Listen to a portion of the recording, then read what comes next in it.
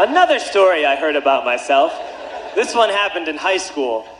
We had this teacher in high school whose kid went to our high school. His name was Mr. McNamara, and his son Jake McNamara went to our high school. He was a sophomore when I was a senior, so he was 2 years behind me. And Mr. McNamara was an asshole. And one weekend, he and his wife decided to leave town, which you should never do if you're an asshole. And Jake McNamara decided to throw a party at the teacher's house. Hooray! And everyone around town heard about it, and we all got up individually and thought, okay, let's go over there and destroy the place. I walked into this party, everyone I had ever met was there, and everyone was drinking like it was the end of the world. People were drinking like it was the Civil War and a doctor was coming to saw our legs off. It was totally unsupervised. We were like dogs without horses. We were running wild. I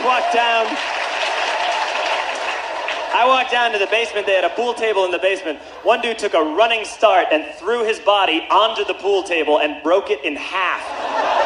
Another kid found out which room was Mr. McNamara's and went upstairs and took a shit on his computer.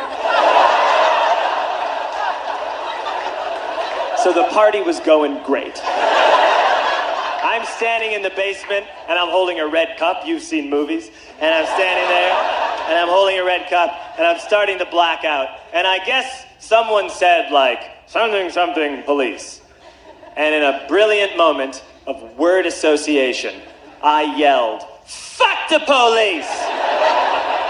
Fuck the police! And everyone else joined in. 100 drunk white children yelling, fuck the police. With the confidence of guys who have like already been to jail and aren't afraid of it anymore. You know, that like, I'll serve my nickel, you come and take me confidence. But white children. The reason someone had said something police was because the police were there. So a Chicago police officer walked down the stairs and got to the bottom in the basement and looked out over a sea of drunk toddlers yelling, fuck the police, in his face. And he was almost impressed. He's like, wow. And then he leaned into his walkie-talkie and went, get the paddy wagon. And my friend John, who is now a father, this man now has a baby, he grabbed a 40, smashed it on the ground, and yelled, scatter! And everyone ran into different directions. We all ran in different directions. It was like that scene in Ratatouille when the humans come in the kitchen and all the rats go in different ways. We all ran in different directions. I ran into the laundry room and I jumped up on the washing machine and I crawled out through a window into the backyard, and now I'm running through the backyard and there was this big chain link fence and I thought, I've never climbed a fence that high before. And then I woke up at home.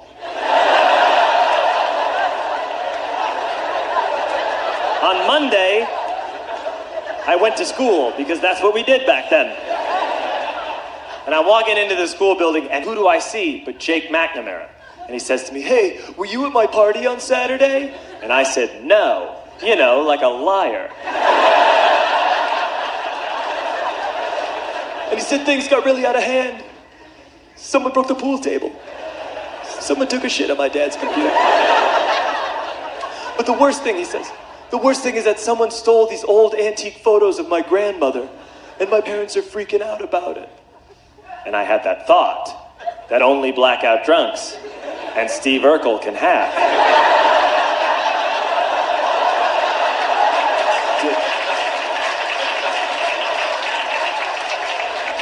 Did I do that?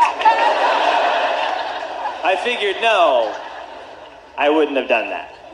But I was never sure until 2 years later. Relax. I'm playing video games with this kid named Alex that we also went to high school with. 2 years later, we've graduated by now. We're playing video games for a couple hours. And then Alex says to me, hey, come here, I want to show you something. And he takes me into his bedroom. And then he takes me into a side room off of his bedroom. Never a good thing to have. And he shows me a tiny room that is covered wall to wall in stolen antique photos from different people's parties over the years.